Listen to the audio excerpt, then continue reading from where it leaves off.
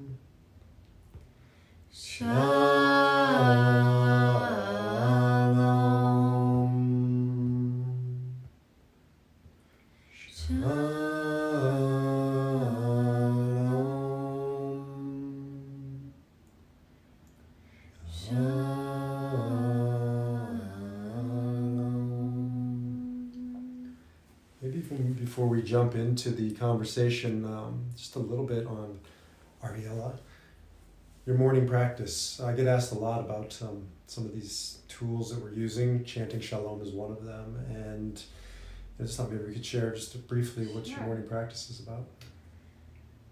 I love my morning practice. I'll share that. So my morning practice has been a 20 plus year discovery. And what I've found that works best for me, and different things work best for different people. What works best for me is to, first of all, to have a place in my home where my body already knows that when I sit there, it goes into a deeper conversation with my soul. So number one is setting up a place in your home. It can be a corner. It doesn't matter what it looks like, or it just matters that you go there every time. And so there's a place in my home that I go every morning, and I do it before anybody else arises. So it's quite early in the morning, but you can do this practice at night when everyone goes to bed. And I start by connecting to my body through breath. And then I begin asking myself, kind of traveling inside of my body and noticing if there's any tight places or where I'm holding emotions. And so it's what I do with my clients in healing visualizations. It's an emotional release. And so once I figure out where in my body I'm storing or feeling sometimes they're intense emotions, I ask myself if my body could speak. Like, let's say I'm holding it in my heart. If my body could speak, if my heart could speak, what would it say?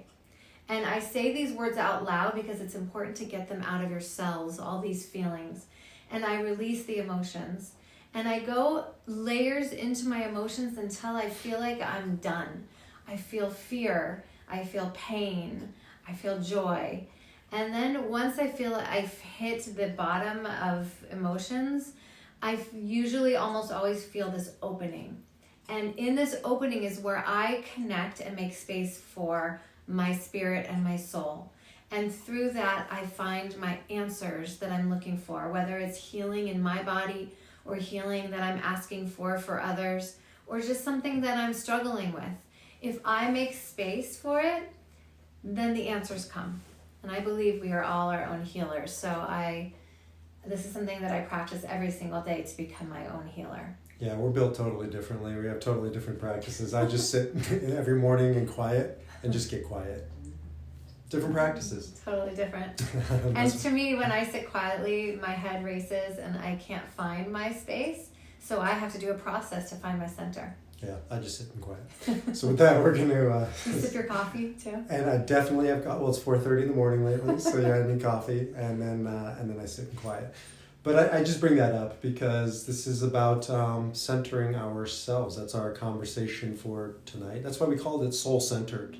It goes, in my kind of feeling, it goes from selfish worldview to a self-centered to a soul-centered. And there's a natural progression, and I think I go through that every day, by the way, that same progression, right? Kind of absolutely. Selfish. It's part of being a human being. Absolutely. And so that's the conversation. That's a good jumping off point of how we all go through absolutely this process. So I have a client that I see, and there is a consistent pattern. And the pattern is very typical of most clients that I see. And the pattern goes like this.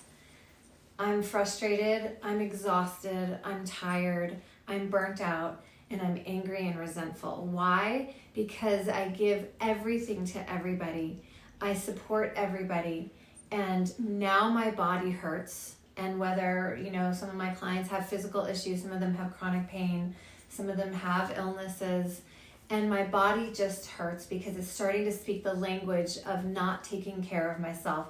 And the messages from my body are getting bigger because I'm doing so much for everyone else, whether it's family, work, friends, life, that I'm not filling my tank up. So my clients, a lot of my clients are running on empty. And I think we both understand that personally as well. I deal with the same thing. I focus less on the body. That's kind of Ariela's modality and pathway in, and I focus more on the mind and the emotions, as does Ariela. And the same thing happens, though, not at a bodily level, but we're so busy. The people I guide and Ariela guides are uber successful, hyper driven, overachieving, and they're praised on it. I mean, we live in a world, I just wrote a blog on this, that praises that. Like, what's the ideal person's? Mother Teresa, right? Just giving. Oh, they're just an amazing person. They just give. And that has its place, of course, but maybe we've flipped it. And that's really the conversation tonight. That's not a sustainable life, right? And I'm interested in sustainable, spirituality, if you will, right? A spirit that can be here and live here and continue here, energized and motivated. And I've seen so many people, and I've done that, but I've certainly guided a lot of people who just burn out. Right. Because it's so much giving, at least giving outward and not giving inward. And I think we're really good at taking care of others. I think that it's very easy to shift the focus to the outside instead of what's going on the inside. That's really challenging sometimes to say, there's stuff going on inside of me. So what we call it as tikkun nefesh is literally taking care of your soul, taking care of what's going on inside. So it's so much easier to put our attention outside than really come back in and focus on the inside. And we end up, like I said, burnt out and exhausted. And so, go ahead. And a lot of people do use that as an excuse, right? I just want to give. But actually, like Ariela's saying, it's at some level an incapacity to receive, right? Receiving, isn't just a passive thing. Everybody thinks of receiving as, I can receive. It just happens. Right. I've been working with somebody recently who's dying, actively dying, terminal illness, and she's a doer. Like, she is the consummate giver. And now there's nothing left to do, right? And she doesn't know what to do. She's never received. She doesn't receive well, and it's causing damage because there are so many people hovering around her that want to give, and she won't receive it. And our conversation was, now is your opportunity to give by receiving as an act of giving. And so just kind of thinking of receiving as an active process, not just something that happens, but something we have to work at. I think of the book by Shel Silverstein, The Missing Piece. Is that what it's called?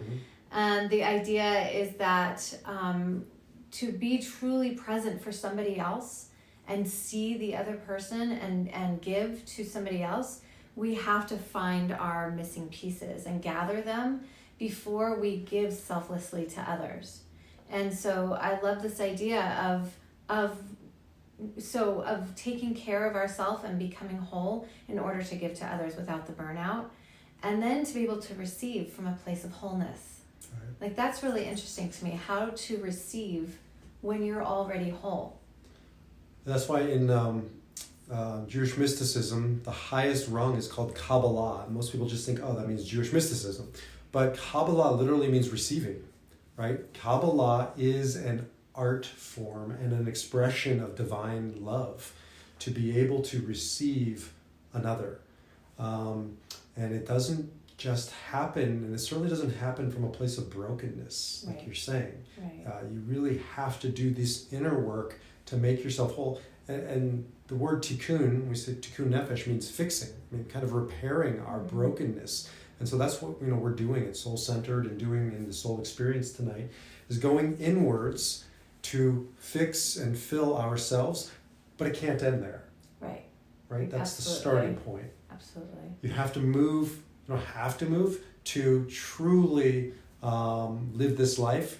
You go inwards to go outwards. I always use the analogy of filling up a glass. First, you got to fill up your glass to let it spill out into the world. As opposed to running around filling up everybody else's glass, yours is going to evaporate. It's going to be dry. So you fill yourself up to spill over to the world. So that comes full circle when you ask me, what is my meditation practice? What is my practice in the morning? My practice in the morning is to fill myself up, is to look at what needs repairing, what feels broken, which we're never broken, we're always whole. It's just kind of remembering where those pieces are and putting them back in. And once I'm finished with that, I always end my meditation with, how can I best serve in the world today? So it's not enough to just say, I feel whole, I've repaired what's going on inside of me. Now it's time to take it forward. And that's really the ultimate form of intimacy, is to give to another so freely when you feel so filled up yourself. But you're giving from a place where it's truly about them. It's not about me getting my needs met. So Dr. Viktor Frankl, talks about self-transcendence as the highest form of human expression.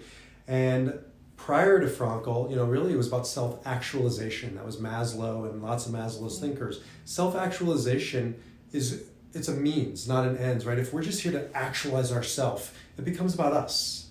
And that's a stepping stone to actualize, or to find ourselves, so to take care of ourselves is a stepping stone, like Ariella says, to then transcending, going out into the world and serving. And that's true service, as opposed to running around and serving, like we began by talking about, and feeling empty and depleted and resentful. It's a whole, it may look the same to the outside world, but when you're involved in that type of giving, it's a totally different thing. It's the typical statement when you're on the airplane and you listen to the directions. If the plane goes down, you put your oxygen mask on first, and then you put others on second. So I think we've come kind of full circle and really filling ourselves up so that we can then take care of the needs of others and serve in the best way. And I guess we'll wrap it up, but this idea that it isn't selfish, right? Selfish is actually not doing this work. That's, to me, selfish, to say I'm not going to make time for myself, because you're not thinking about the others that you could and should be serving. And if you want to have a sustainable service in this world, in this life, to be out and the most useful in the best sense of the term, then you have to have self-care. You have to put yourself at the center. And if you're not at the center, then who are they in relationship with, right? Because it's not really you. It's a version of you. But when you're centered and you're whole, back to the missing piece, then you enter into a relationship and help somebody else, right, find their center. And that's synergy, and that's blessing. And that's our meditation tonight, which we'll get into in a moment. That's igniting each other's flame. So, good. So again, we're really kind of starting with the conversation, and then we're going to be shifting into more of an experience. So for those of you who you just kind of wanted to hear the conversation, that was some feedback I got from some of you. Thank you. See, we listen. I do listen. And we put the conversation first. That way afterwards now there's more of a healing component and a memorial and integrating all that into our lives as a practice of centering ourselves. Okay. So we are going to go into kind of getting quiet now. And Before we do, I just want to say, hey Terry Eckert, hey Sandra Goldstein, hey Barb, hey Beth, hey Bob. Thank you for joining us. We really appreciate you all on our in our virtual community here. Definitely. All right. You ready to move on? So should we go into our healing meditation, or do you want to do the Shema meditation? We're going to do some healing and integrate all this. Okay. So I'm going to invite you to get comfortable in your chair or your bed or wherever you're sitting, and just begin to kind of with that intention of lighting yourself up, taking care of yourself so you can give to others, closing your eyes, and just begin by taking a deep breath in. And begin again taking care of your breath. So paying attention and noticing the depth of your breath. Noticing how you feel tonight. Where are you tonight? And with each exhale, begin to allow your body to be where it is. We always say relax, but you may not be relaxed. So I'm going to invite you to be where your body is. And if you can, imagine or just listen to the words, an opening at the top of your head and a beautiful beam of light that connects you with your higher self, with the divine spirit, your soul. And allow 2 beams of light growing down through the soles of your feet, connecting you to the earth. So this is a grounding. When you feel out of balance, you can do this meditation and ground yourself. And so imagine that you're like a tree with roots growing down into the earth, and then your trunk and your leaves growing up into the divine. And imagine a beautiful spark of light buried deep within your heart. It may be really tiny. There might be some darkness around it.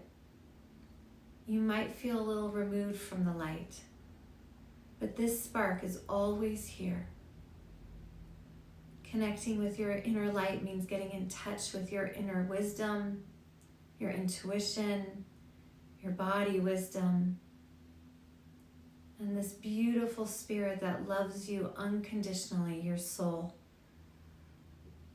And so breathing into your light, and let it be a reminder that there is so much love present here inside of yourself, no matter what you're going through. And feel and nurture this light and allow it to grow brighter. Feed it, love it. Let that light expand through your heart. Feeling it grow stronger and filling up and surrounding all parts of you. Just for a moment, if you can find your wisdom and your power here, breathe it all in. Allow yourself to shine from within and give yourself permission to become one with the light within you. And so breathing in again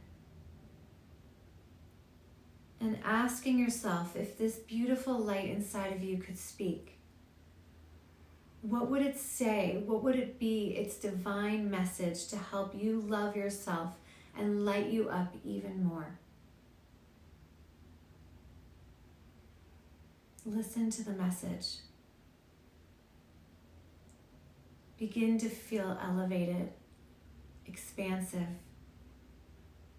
And now, from a place of strength and connection, begin to share your light with others. Imagine taking your flame and lighting it up and passing it to the person in your home. And imagine that this light extends from that person to the workplace that you were just in today. And watch as that light opens up into the neighborhood that you live in. And allow this light to grow bigger, and watch as you light up someone, they light up someone, and pretty soon your whole city is lit up with divine, beautiful light. And then pretty soon the entire country feels this one spark of light that you started. And imagine the entire world filled with this beautiful divine light. And watch as one person passes their light to another, and so on and so on and so on. Watch as it spreads. Feel the power of your light. Include all beings, plants, animals, all life itself. Imagine again the light speaking to you now. How do I share my light? And listen to the message. Remember that at any given moment, you can connect to that place that is always untouched, that is never harmed, that beautiful light within you. Take a deep breath into the center of your light. Open it up, share it, and let it go.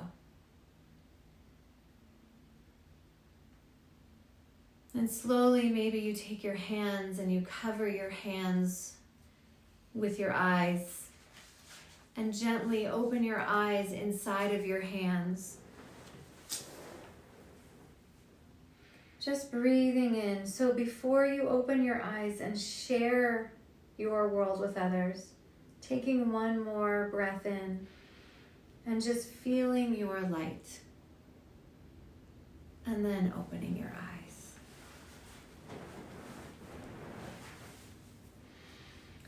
And we'll continue with a prayer of healing. And so I think it's such a good segue of sharing your light with others. And this prayer, Ana Elna, is about transcending ourselves and what we need to be there for somebody else in loss, in healing, in illness. So thinking maybe for a moment, maybe you close your eyes again and just think about those that you love, people that you know of, maybe someone you don't know very well. Can you imagine sending your heart to somebody that needs you? Can you imagine then doing something for someone that is totally unexpected, but may need your help? So I invite you, as we chant this healing prayer, to really bring in the source of healing and the source of your soul so you can light up somebody else's. If you want to see the words, you can go to rabbib.com on Soul Centered to download them, but they're pretty simple words.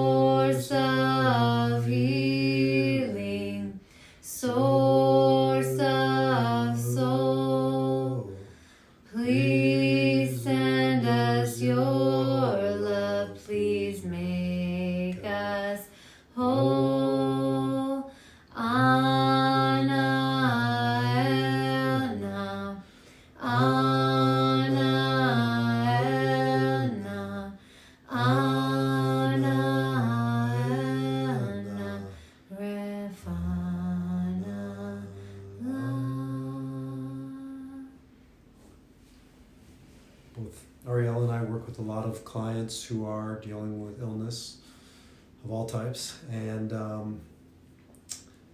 also people who are taking care of those individuals. And some of the conversations I'll be having with them it's not necessarily about healing. Sometimes that's just not the possibility, but it's about being whole, right? And about being able to show up. If you're a caretaker especially, just to show up. And there's this quote here: to open your heart to someone means exposing the scars of your past. And it brings up a lot of stuff in us as caregivers when we're there with somebody looking for the magic words or whatever, and just showing up and being present and just opening your heart, right, is enough. And then when you're going through loss, to continue to show up and to be present and to open your heart is also not easy. It's incredibly difficult. And so we're going to do a prayer called Kaddish, which is a memorial, but it's really an affirmation about just continuing to show up and be there and be present for those who have died, right? We carry on their legacy, their light, back to Ariela's healing, their fire. And that's not easy, just to continue day after day to show up and to carry the fire, their light. And so this is an opportunity to really just be intentional about it, to be mindful. And so we're going to chant this ancient memorial prayer. It's for everybody. Just because these words are in Hebrew doesn't mean they're not yours. If you're Christian, well, you should feel in good company because Jesus spoke these words too. These are traditional prayers. And we've really, as I say, modernized them, universalized them, spiritualized them, personalized them, and they're yours. It's an offering to you. So I invite you to close your eyes again and really allow this prayer to come into your heart, and thinking about those that you've lost and remembering their light and how you can carry their light with you. Yikadav ve'yikadash Shemei Rabbah Yehei Shemei Rabbah Mevorach Le'olam u'amei amaya Yikadav ve'yikadash Shemei Rabbah Yehei Shemei Rabbah Mevorach Le'olam u'amei amaya. May the one within and above bless us with your love. May the source of infinite light guide us in our life. May the one within and above bless us with your love. May the source of infinite light guide us in our life. Shalom, shalom, shalom, shalom, shalom, shalom, shalom, shalom,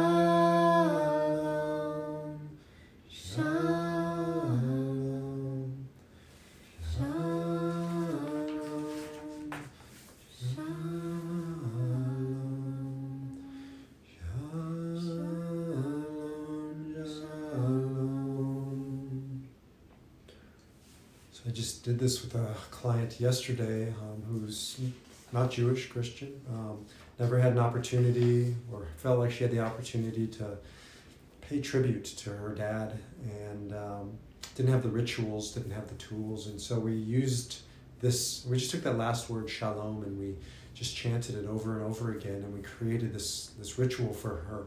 And now she's committed to just doing that twice a day, every day, and she'll take a little time and she'll share a prayer about her dad, for her dad, her thoughts. And this is a prayer, it's interesting, it doesn't mention death. It's the prayer traditionally said over the death of a loved one, but it only mentions light and life and love and legacy.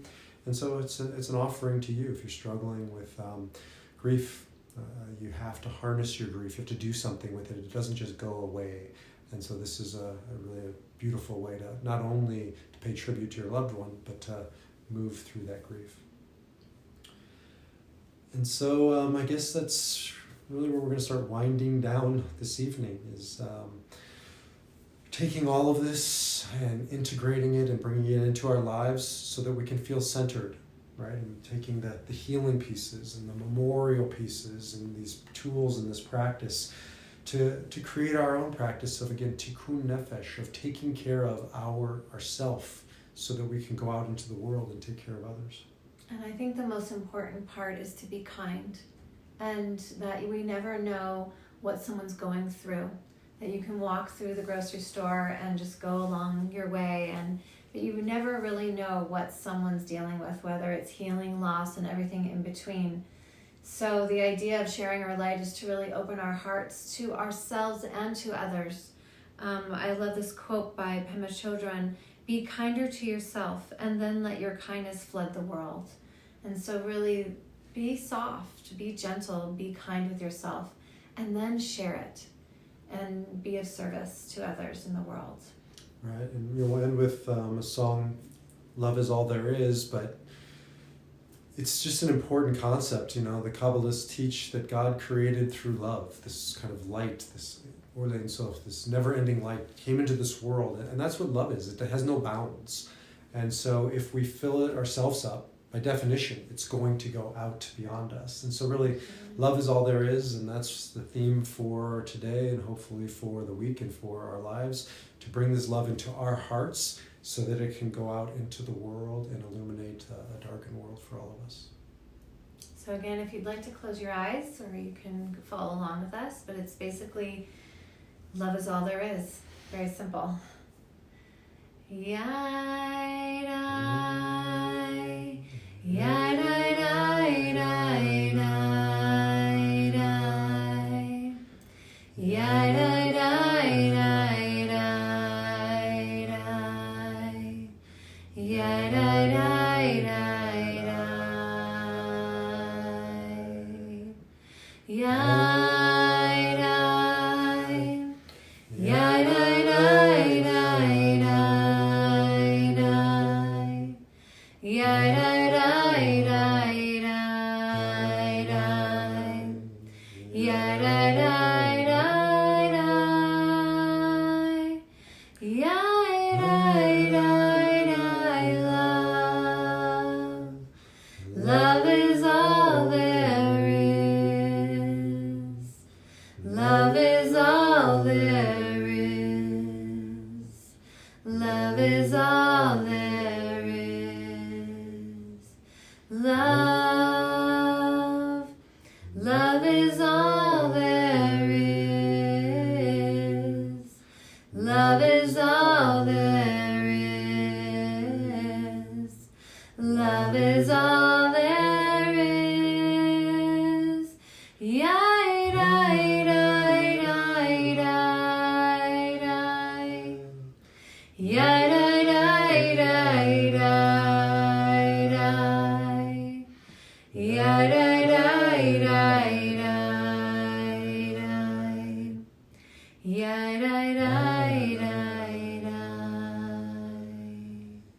Yai dai. Yai dai dai dai dai dai. Yai dai dai dai dai dai. Yai dai dai dai dai. So before we end, just a couple announcements. I feel like I'm back in the synagogue.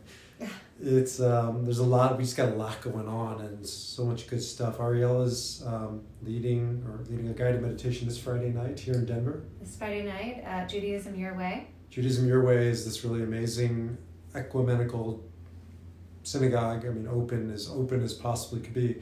And so if you're here in town, you're welcome wherever you're from, whoever you are. And I'm going to be teaching at the Kabbalah Experience here in Denver, and it's going to be on the soul's journey, really looking at the soul. It's a I think a 9-week course, And it's really looking at the soul's journey in this world, and then through the dying process, and then on the other side, and then communicating back and forth.